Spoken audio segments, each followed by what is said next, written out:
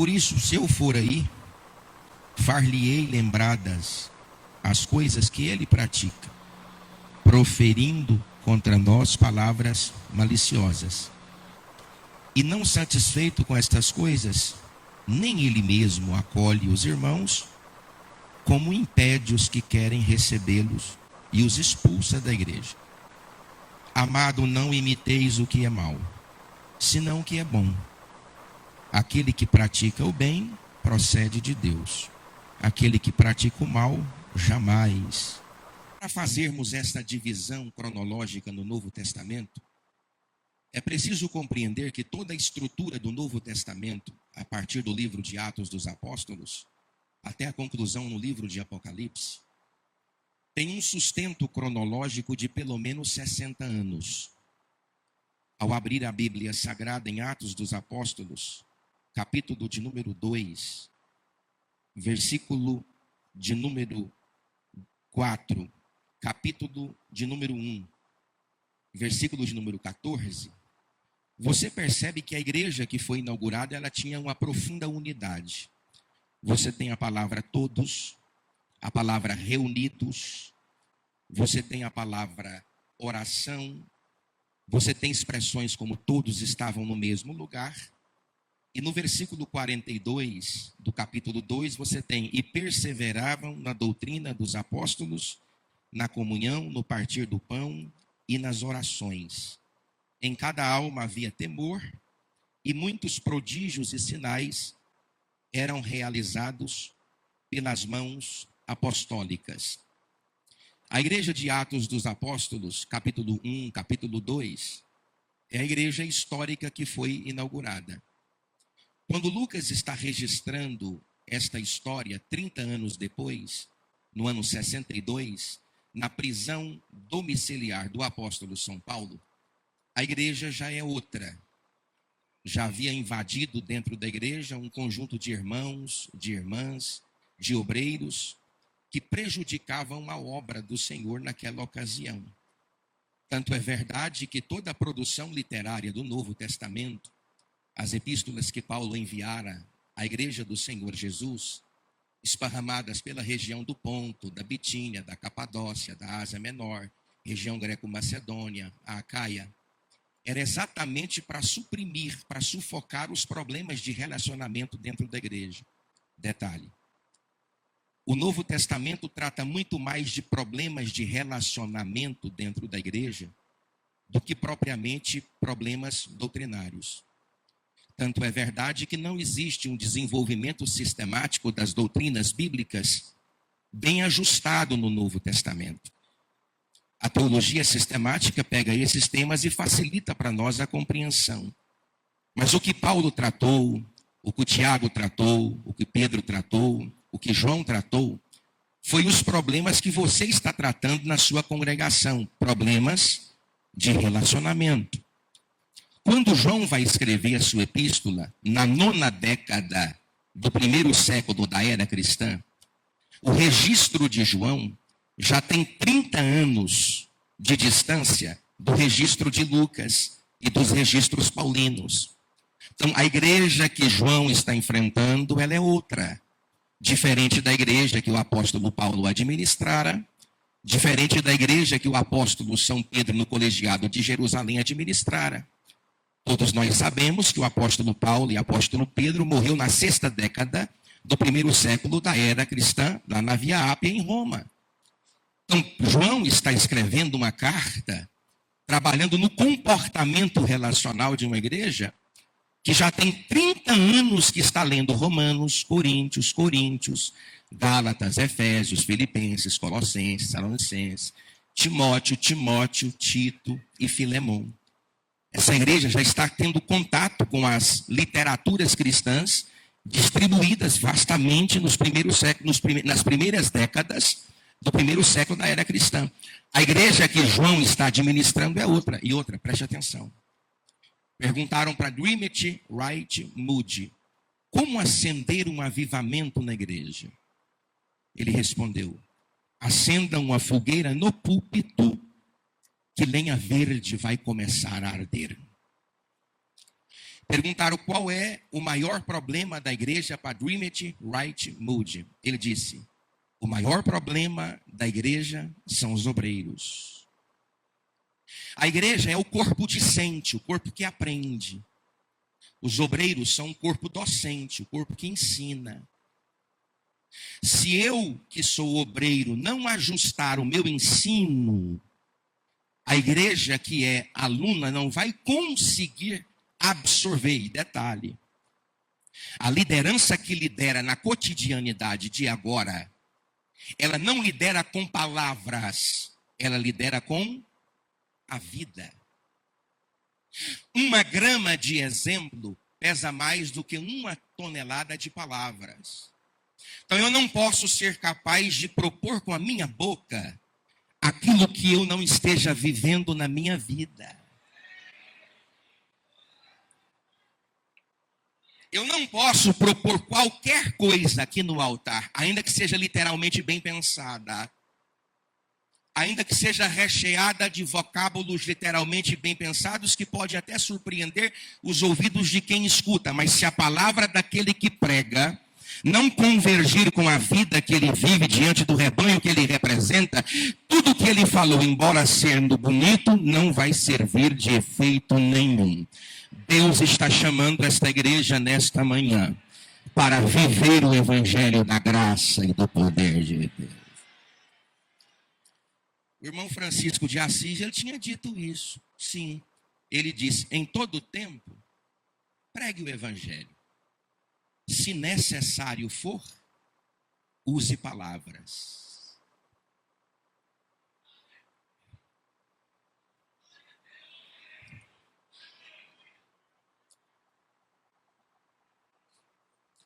Queridos, nós somos uma igreja conservadora. Quem crê nisso, diga glória a Deus. Nós somos uma igreja que detém os postulados doutrinários bíblicos. De vez em quando vem um tipo de fogo estranho, principalmente advindo do neopentecostalismo, e deseja entrar na nossa igreja. Só deseja, mas não entrará debaixo do poder da glória e do sangue de Jesus Cristo. Charles Haddon Spurgeon, no século XVIII, ele tinha dito isso, no século XVIII. Sem eletricidade e sem internet. Ele disse: chegará um tempo, pastor Edmilson, que em vez de pastores apacentando ovelhas, nós teríamos lobos entretendo bodes. Então, eu posso ser, olha aqui para mim, o maior problema da igreja que eu conduzo. E eu preciso ser honesto ao ponto de colocar a palavra de Deus diante dos meus comportamentos e observá-los de acordo com a sua palavra. Para que a palavra, sendo martelo, quebre o meu coração. Para que essa palavra, sendo fogo, consuma as impurezas do ouro que Deus quer fazer você aqui nesta manhã. Quem está entendendo o que Deus está dizendo? Levanta as duas mãos para cima e dá glória ao nome do Senhor. Agora, aqui, olha, eu tenho 9 posturas aqui, pastor Francisco. 9. Do tipo de obreiro que eu não posso ser. Sim, não posso. Não tem jeito de eu ser esse tipo de gente. E esse tipo de gente está na igreja. E eu posso, se não tomar cuidado, porque, queridos, vocês estão ouvindo o pastor? Diga amém. Se tem uma coisa que o cão faz quando ele não te derruba, é te empurrar. Porque o diabo deseja me fazer convencido de uma vida que eu não tenho. Esse é o problema de Sardes. Isso, tu tens nome, de que vives? Nome fala de reputação. Em hebraico, nome fala de shem, de essência. Mas no universo sânscrito, terminologicamente grego, fala de nome, de reputação. Deus está dizendo para a igreja de Sardes: tu tens nome, tem reputação. As pessoas prestem lá de fora, olham para você e falam: está vivo, está cheio, está poderoso. Mas eu sei que tu estás morto. Evangelho não é embalagem, não é rótulo, não é lacração, não é vestimenta. O evangelho não se caracteriza pelo aquilo que você vê exteriormente, esteticamente. O evangelho é aquilo que está escondido dentro da tua alma. É o poder da glória do Espírito Santo de Deus e que ele se faz manifestado aqui nesta manhã. E se você crê, diga glória a Deus. Olha, irmão, mas Jesus disse isso. Ele disse assim, ô Prézio, ô abestalhado, você está ouvindo? Tô. Tem 2 casas, não tem? Tem. Elas não são bonitas? São. São pintadas? São. Estão muito bem construídas? Sim. Esteticamente são plausíveis. São marcantes, são preponderantes. Mas quem vai revelar a casa que ficará de pé são tempestades. A mesma chuva que tomou a casa edificada sobre a areia, ela bateu, Tariq, na casa edificada sobre a rocha. Então, quem revela a capacidade que você tem não é retórica, não é oratória, não é cantoria. O que revela quem de fato você é e como de fato você está, são as provas da sua vida. Põe a mão no seu coração nesta manhã. Põe a mão no seu coração. Deus está dando graça para você atravessar. Se você crê, levante a sua mão agora e dá o seu maior grito de glória a Deus. Coloca a mão no ombro deste irmão, desta irmã agora, transmita para ele, para ela essa graça. Profetiza para ele, para ela, diga: Deus vai te dar graça para atravessar. Diga: Deus vai te dar graça para atravessar. Tu pode até não ter beleza, aparência, estética, grandeza. As pessoas podem até te enxergar como pequeno, mas a chuva está passando,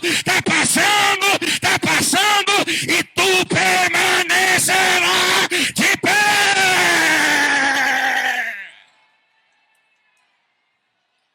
Oh, glória.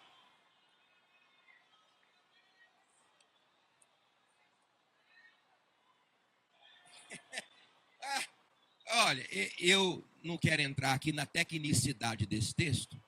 Não vou entrar porque é muito pesado.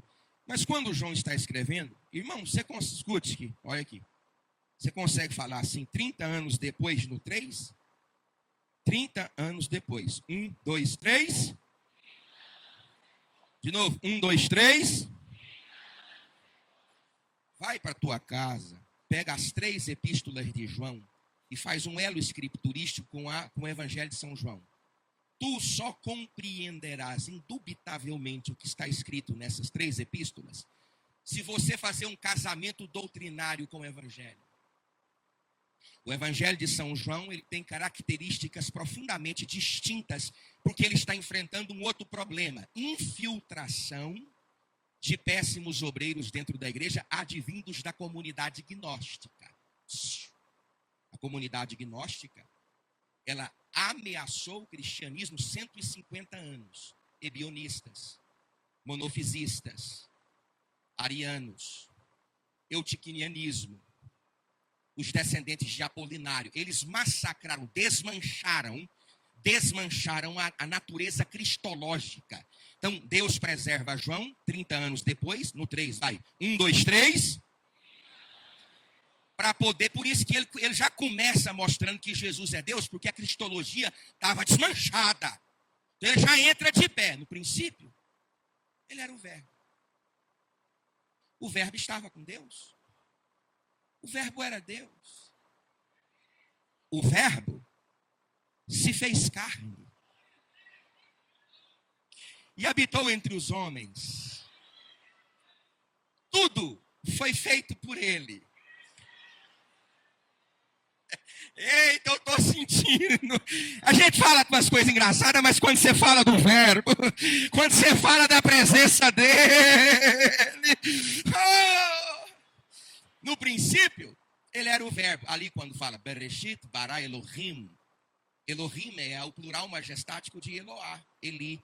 Aquilo que Jesus clamou lá na cruz do Calvário. Eli, Eli, lema sabachthani. Então, Bereshit, bara Elohim, verret het shamayim, verret het haaretz. Então o Verbo estava ali. João está dizendo para aqueles discípulos ruins, preste atenção, que o Jesus não é apenas um Jesus histórico.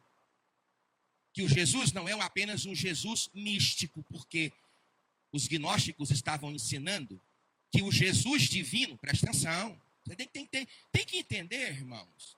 Porque às vezes eu peguei um limpador de farol na minha garagem, que não sabia que eu era pastor, e disse assim: os pastores são todos burros. Um limpador de farol de carro. Eu disse: irmão, é. Mas por quê? Porque não existe um Deus trino. Que loucura é essa? Eu disse: mas por que você pensa assim de pastor? Eles não sabem nada, eu já saí toda a igreja. Ele disse assim: não existe uma prova bíblica da palavra trindade. Eu disse: sim, verdade. Quem sistematizou a palavra trindade foi Tertuliano, no 2º século da era cristã. Eu sei disso. Mas existem elementos, tanto no Antigo como no Novo Testamento. É claro que para ele eu não falei assim. Para ele eu falei assim: existem elementos veterotestamentários e neotestamentários da natureza trina deste Deus. Por exemplo, no primeiro versículo da Bíblia.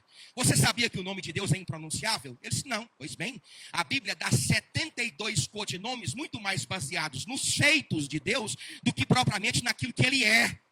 Porque Deus, como é que você explica Deus? Deus não tem explicação. Deus é. Ele disse, foi Deus que disse. Deus disse para Moisés. Meus irmãos, vamos ficar de pé para receber nosso pastor? Pode deixar? Pode sentar. Então Deus disse para Moisés: Errier, Asher, Errier. Aí Moisés não entendia, disse assim: no passado eu sou, no presente eu sou, no futuro eu sou. A tradução exata é eu serei. Eu serei o que serei. Se tu precisares de uma mão, eu serei a tua mão. Se tu precisares de uma cura, eu serei o teu médico. Se tu precisares levantar, eu serei aquele que te ajudo. Se tu estiver sufocando, eu serei o teu fôlego. Vai, Moisés, eu serei aquilo que tu necessitares que eu seja. E este mesmo eu sou. Ele está aqui nesta manhã para dar a vitória que esta igreja necessita.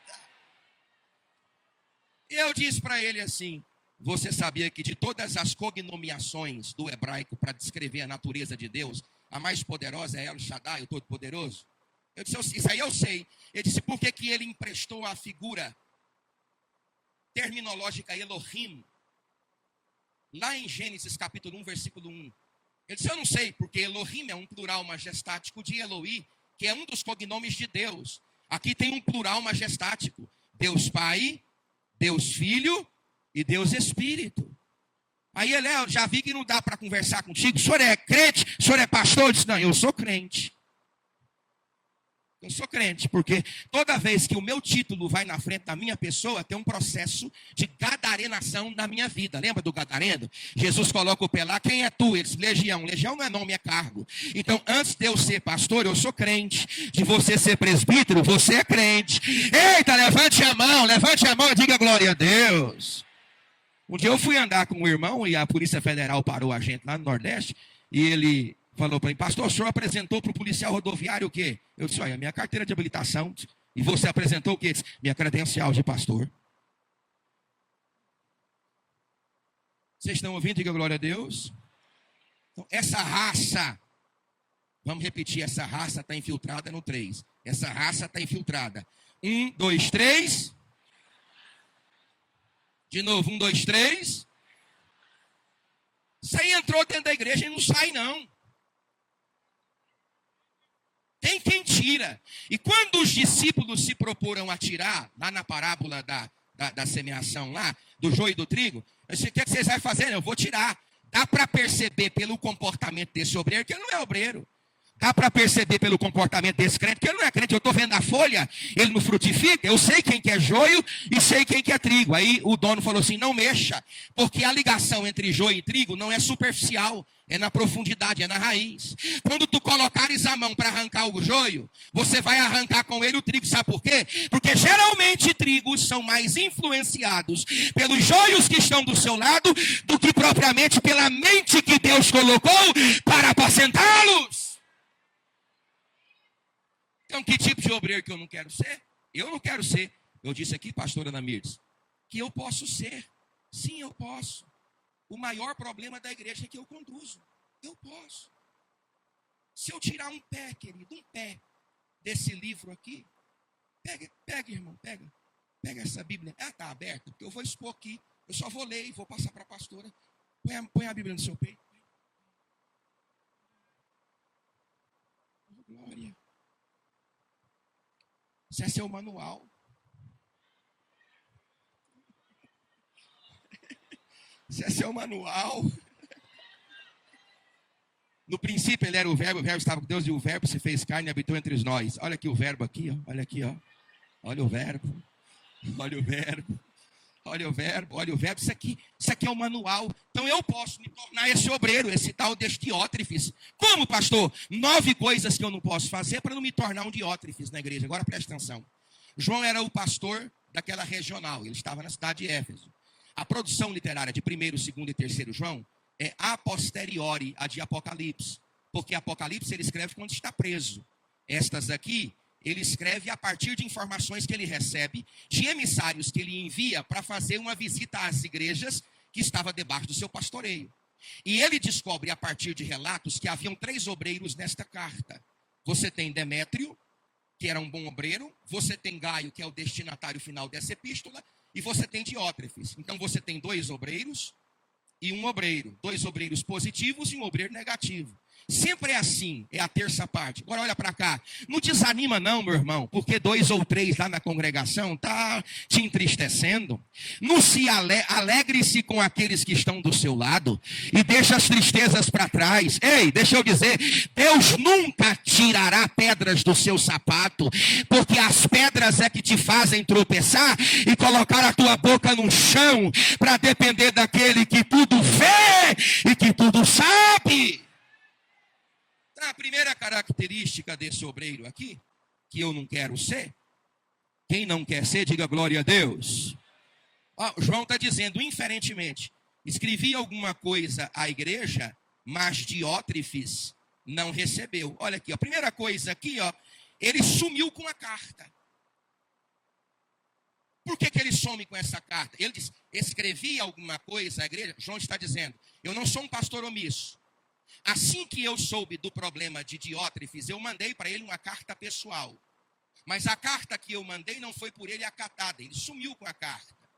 Ele desprezou a ordem do seu presidente. Ele desmanchou a autoridade que ele havia recebido por parte daquele que Deus tinha comissionado. Então, eu não quero ser um obreiro que dispensa, que despreza, que some com as determinações ministeriais. Eu não estou aqui para gostar daquele que me ordena. Eu estou aqui para obedecer aquilo que ele me ordenou. Eu não preciso ser afetuamente ligado àquele que me ordena. Você não precisa gostar da irmã que dirige o círculo de oração. Você tem que simplesmente obedecer. Você não precisa gostar do superintendente da escola dominical. Você tem que obedecer. Você não precisa gostar, amar, desejar o seu pastor regional. Você precisa obedecer. Eu até posso pecar por te ordenar, mas você nunca vai pecar obedecendo.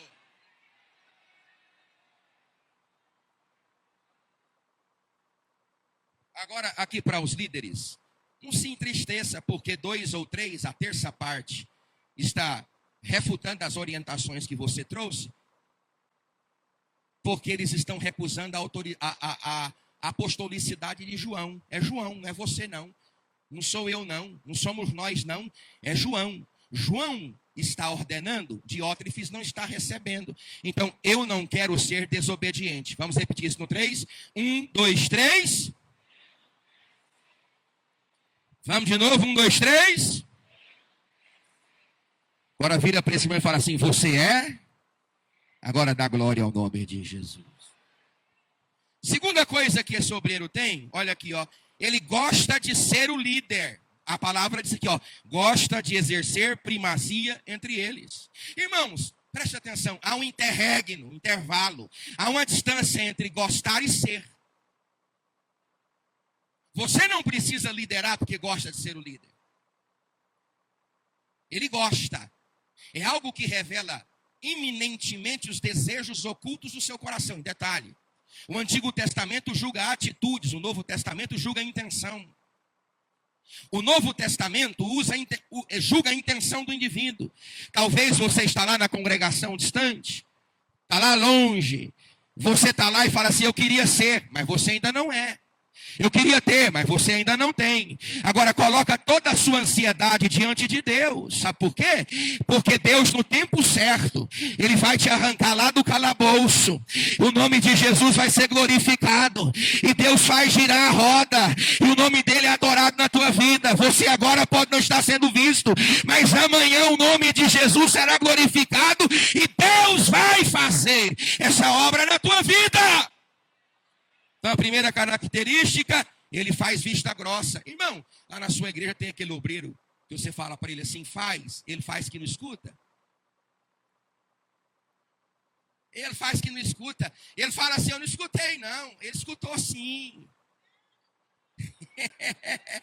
Ele escutou sim. É porque ele quer mostrar para o grupo que ele influencia que ele faz aquilo que ele quer fazer.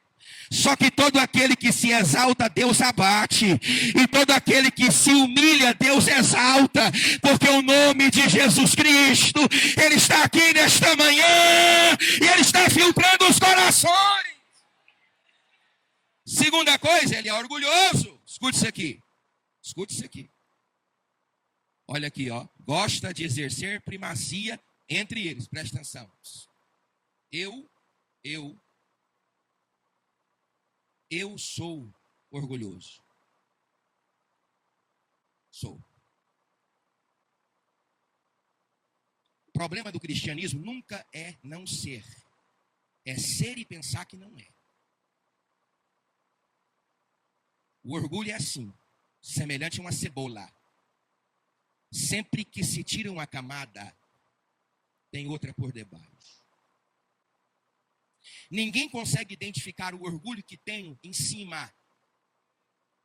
Você só identifica orgulhosos quando eles estão passando crise, quando você pisa no sapato dele. Eu sou orgulhoso. Até que ponto o orgulho que está em mim, no meu coração, estou falando de mim, me prejudica? Até o ponto que a natureza de Cristo não consegue sufocá-lo. Se eu tirar Cristo, e Cristo facilmente sai do meu coração. Se eu arrancar Cristo, porque eu sou um monstro de mim mesmo, satanicizado. O que aconteceu em mim foi o que aconteceu na irmã Maria. Só que em Maria o Espírito Santo transplanta Jesus para o ventre. No meu e no teu coração, Jesus é transplantado para a nossa alma. Quanto mais de Jesus está no meu coração, porque quem está cheio de Deus, quando abre a boca, Deus sai pela boca. Quem está cheio de paz na congregação, quando abre a boca, paz sai pela boca. A Bíblia diz que Deus ama aqueles que são pacificadores. Ei, quando tu fores acolher um conselho, um desconselho de alguém que está frustrado, abrace o coração desta pessoa, cure ele, porque você é filho de Deus pacificador. Spurgeon diz, presta atenção, Spurgeon diz que o orgulho é a galinha de onde todos os outros pecados são gerados. Repita comigo, Deus me livra do orgulho.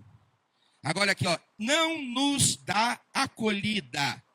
Não nos dá acolhida. Irmãos, olha para cá. Esse homem está refutando a autoridade, a autoritatividade apostólica da última mente apostólica do colegiado de Cristo. Tertuliano nos traz uma informação que é confirmada por Eusébio de Cesareia, de que João teria sido sufocado numa caldeira de azeite fervente, e quando ele subiu, ele estava vivo. Os algozes do imperador Domiciano, temendo matá-lo porque ele sobreviveu à caldeira fervente, enviou para Pátimo. Nós não temos isso na Bíblia, mas a tradição oral conserva esta ideia, que pode ser tanto uma inverdade como não. Mas como se não bastasse o sofrimento joanino, eu preciso considerar o fato de que se existem pessoas capazes de não se subordinar a João, por que não fariam o mesmo comigo e contigo? Se tem alguém que não quer obedecer João, por que não fariam contigo? Você não é melhor do que João, e nem eu sou melhor do que João, e ninguém é melhor do que João, mas sempre tem aqueles que se levantam para te entristecer. Mas Deus está aqui nesta manhã, e Ele está passando um bálsamo no teu coração. Ou você crê nisso, levante a sua mão, receba a sua cura emocional nessa hora. Que tipo de obreiro que eu não quero ser? Eu não quero ser insubordinado. Eu não quero ser desobediente. Eu não quero ser. Quarto tipo de coisa que eu não quero ser nesse obreiro. Olha aqui, ó. Por isso, se eu for aí, far-lhe-ei lembradas as obras que ele pratica. Você sabe que tipo de obreiro é esse? É que se faz de esquecido. Ele se faz de esquecido. Você sabe o que é isso? Indiferença. Indiferente. O pastor lança uma campanha para cá, ele não mobiliza, porque na igreja você tem gente que trabalha, mas dá trabalho, e tem gente que não trabalha e atrapalha quem está trabalhando. Você tem na igreja.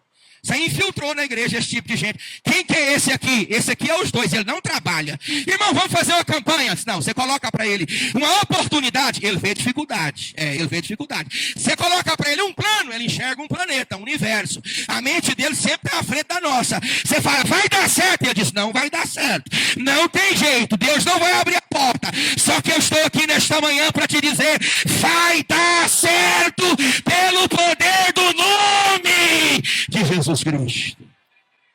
Irmão, eu estou na minha casa e eu sinto a vontade para falar, mas tem gente que dá trabalho, não tem? Você escolhe o uniforme, eu não gostei da cor dessa roupa, não tem isso lá, às vezes em quando tem, né? Eu não gostei desse laço, eu não gostei desse amarrado de cabelo, eu não gostei desse prato de comida, eu não gostei do macarrão, estava sem sal, a textura do macarrão não estava al dente, esse arroz aqui, ele está novo, porque ele não está solto, virou uma papa. Irmão, pelo amor de Deus, então morre. Nada tá bom, nada presta, o pastor não presta, o hino presta, só presta então quando você está brilhando, não! Quem brilha na igreja é o nome daquele que vive e reina! Ei, agora, tem uma figura no universo, você vê, presta atenção. O Sol, repita comigo, o Sol no 3, 1, 2, 3. O Sol converte 4 trilhões de matérias orgânicas em energia solar por segundo. Viajando a 300 mil quilômetros por segundo, o seu poder chega aqui na Terra, em 157 milhões de quilômetros de distância, em 8 minutos. Mas quando a Terra vira, o Sol apaga, as estrelas aparecem. Quando estrelas demais estão brilhando na nossa congregação, é porque o Sol da justiça deixou de brilhar. Escute, e eu não sei se vocês sabem que o Sol é uma estrela de quinta grandeza. Já descobriram uma estrela? Pistol Star, que é centenas de vezes maior do que o Sol. Mas toda estrela, independente do seu tamanho, ela só brilha enquanto é noite. Porque quando o sol da justiça brilha dentro da igreja. Eita, irmão, nós temos problemas sim com Tomás de Aquino. Eu tenho. O irmãozinho lá da escolástica, eu tenho. Mas ele escreveu muitas coisas, e os acadêmicos de sua época, quando ele ia finalizar a sua obra, disse, Tomás, por que você parou de escrever? Ele disse assim, depois que eu descobri da fonte que eu estou bebendo, eu percebi que tudo que eu escrevi é pó e cinza. Ele estava em profunda oração no tempo mais primitivo, remoto, mais distante, trancado no quarto. O Senhor Jesus apareceu para ele e disse assim, Tomás, pede-me o que quiseres, porque tu tens desfrutado de um bom relacionamento comigo. O que tu quiseres eu te darei. Ele disse, Senhor, eu não quero nada além da tua presença. Levante a sua mão nesta manhã, querido. Essa presença de Jesus, ela está aqui nesta casa. Você pode dizer glória a Deus. Pega na mão desse irmão que está do seu lado.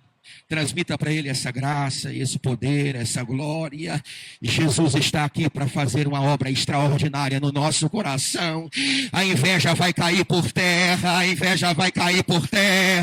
o orgulho vai cair por terra, a maldade vai cair por terra, o nome dele vai ser adorado.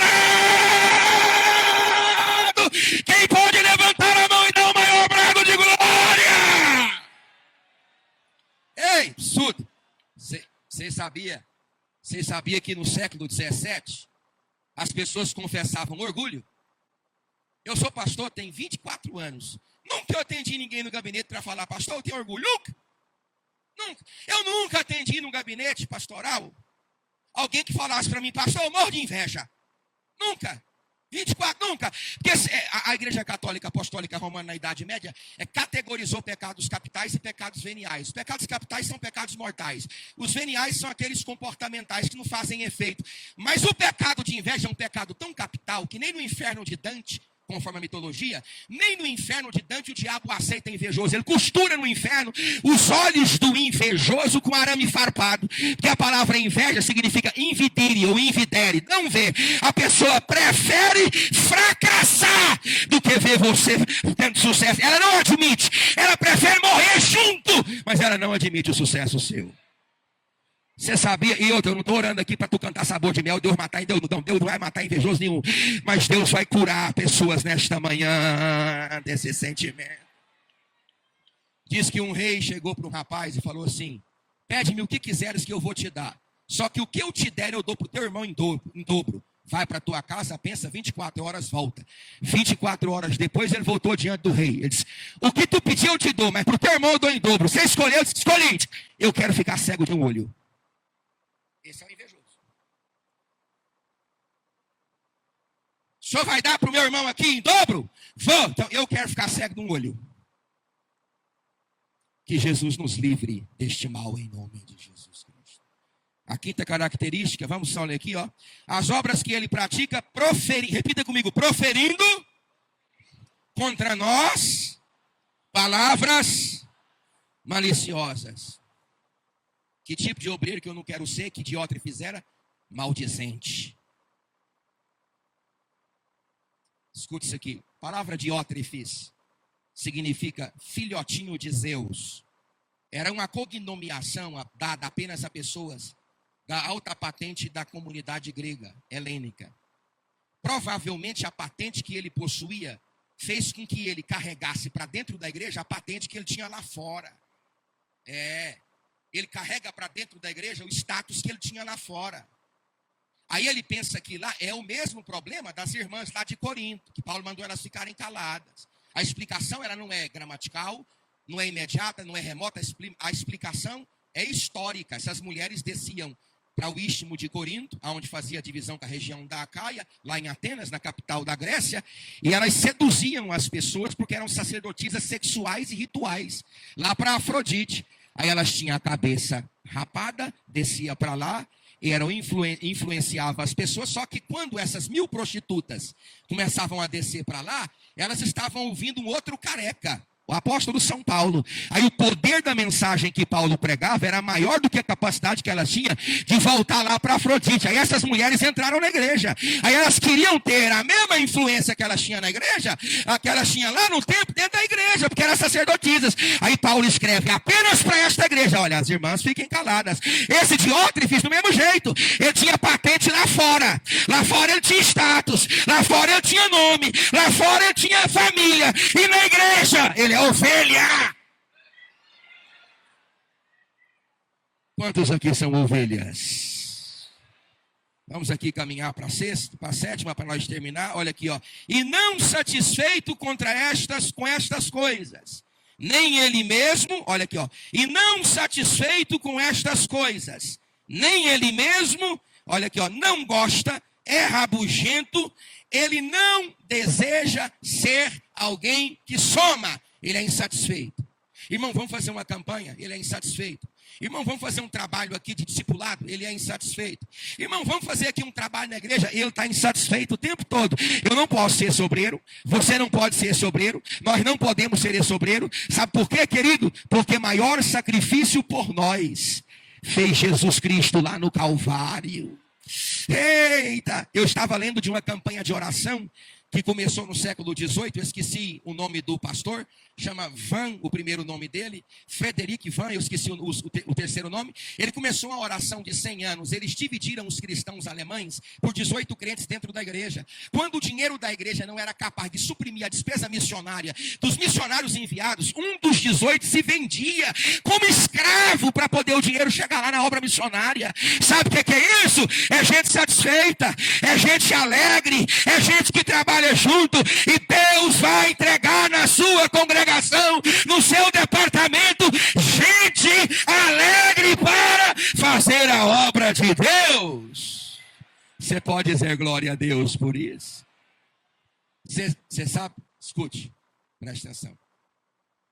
Quantos soldados tinha quando Saul foi enfrentar Golias? Eu não sei. Israel era unificado. No regime de Israel unificado, nós temos Davi com 1.560.000 valentes. Os 1.560.000 valentes de Davi estão próximos do reinado de Saul. Saul reinou, acabou, Davi entrou. Uzias tinha 127.000 homens chefiados por 2.600 cavaleiros com carros de guerra. Josafá tinha 1.160.000 valentes. Eu não sei quantos soldados Saul tinha. Eu só sei de uma coisa. Quando eles estavam lá no vale de Herá, do Terebinto, enfrentando a Golias, não sei se tinha tropa ali, se tinha 10.000, 15.000, 100.000, eu sei de uma coisa. Todos eles eram indiferentes, insensíveis e entristecidos, porque toda manhã levantava Golias, me dá um homem. Então Israel pensava no problema o dia todo. Quando era a tardezinha entrando à noite, vinha Golias, me dá outro homem. Israel dormia pensando no problema e vivia pensando no problema por 40 dias. Aí chegou de fora desse antro um obreiro novo, pequeno, frágil, aparentemente abatido, carregando não espada, não escudo nem lança, mas leite, queijo e pão para os soldados da milícia. A diferença deixa é que ele estava fora do problema e veio resolver o problema. Se tu ficar olhando esse Golias que tem na congregação e no departamento o tempo todo, você vai cair. Mas nesta manhã levanta a tua cabeça, olha para aquele que está lá em cima e o nome de Jesus vai ser glorificado. Olha a conversa do rapaz. Quem é este incircunciso para afrontar o exército do Deus vivo? Golias tinha força, tinha tamanho, 3,4 metros. Eu não sei de onde o povo arruma 2,70 metros. Está lá muito claro na Bíblia. Tinha força, tinha tamanho, tinha poder. A ponta do tecelão da sua armadura pesava 6 quilos. Eu não sei. Ele tinha tudo isso que era aquilo que os soldados olhavam. Mas Davi disse, tudo isso que ele tem eu sei. Mas eu sei o que ele não tem. O que, Davi? Ele não tem compromisso e nem pacto com Deus. Eu tenho. Põe a mão no seu coração nesta manhã. Fica de pé em nome de Jesus. Repita bem forte, eu tenho compromisso com Deus. Irmão, eu estava assim pensando nessas loucuras. E de vez em quando a gente pensa nas loucuras. A circuncisão, você sabe, né? É a operação de fimose. Quem sabe disso, diga amém.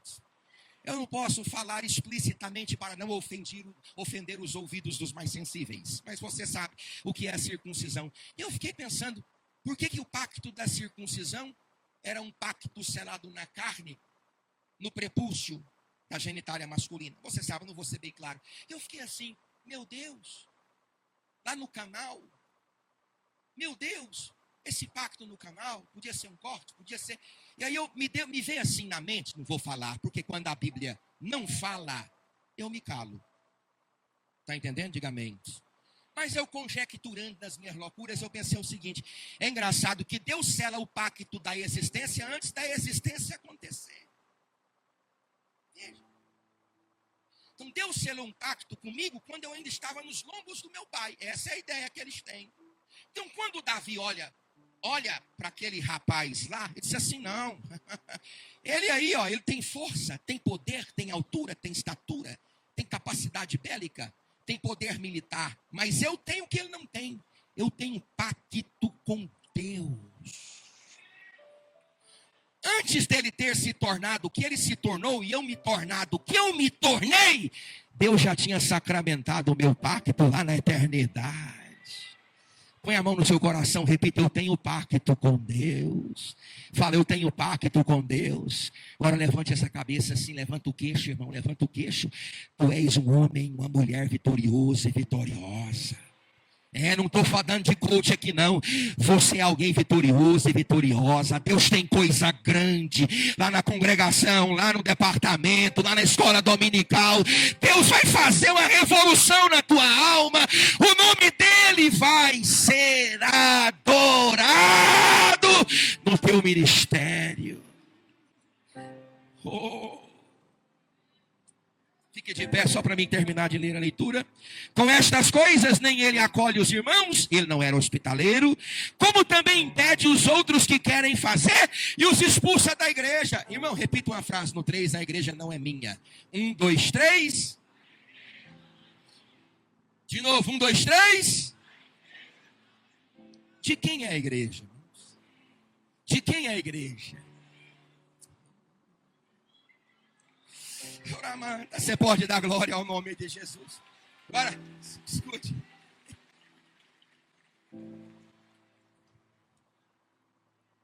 Canta um hino aqui, minha filha. Escute. Eu tenho medo de fazer aquela oração. Senhor, me dá o que eu mereço. Não, é perigosa.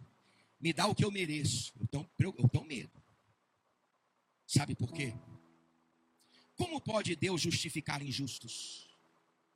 Porque justificação é um ato, santificação é um processo, glorificação é um estado. A minha e a tua salvação é um processo que se desemboca na soteriologia em 3 fases: justificação, santificação e glorificação. Na justificação, que é um ato, vem de lá para cá. Na santificação, que é um processo, é daqui para lá. Na glorificação, estado. Na justificação, ele me livrou da pena capital do pecado.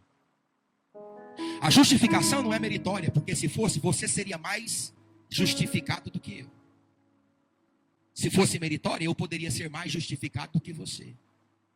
A justificação não visa a quantidade de pecados, porque não é um ato do homem para Deus, é um ato de Deus para o homem. Na justificação, ele me livra da pena capital do pecado, na santificação, da influência do pecado, e na glorificação, da presença do pecado.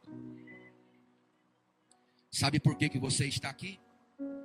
Porque Deus jogou toda a sua ira por causa de você. Ele matou a seu próprio filho. Quem deu crédito à nossa pregação? E quem se manifestou o braço do Senhor? Porque foi subindo como um renovo perante ele. Como raiz de uma terra seca, não tinha parecer e nem formosura. Era desprezado e o mais indigno entre os homens. Homem de dores, como um de quem nós escondíamos o próprio rosto. Todos nós andávamos desgarrados, cada um se desviando pelo seu caminho. Mas o Senhor Deus fez cair sobre ele a iniquidade de nós todos. Por Jesus ter morrido a morte que era sua, ele deu de crédito a vida que ele ganhou lá na cruz do Calvário para você. Essa igreja é de Jesus. Pega na mão desse irmão que está do seu lado. Louva, minha filha. Pega e louva em nome de Jesus. Ele está aqui nesta manhã. Ele está aqui para te curar nesta manhã.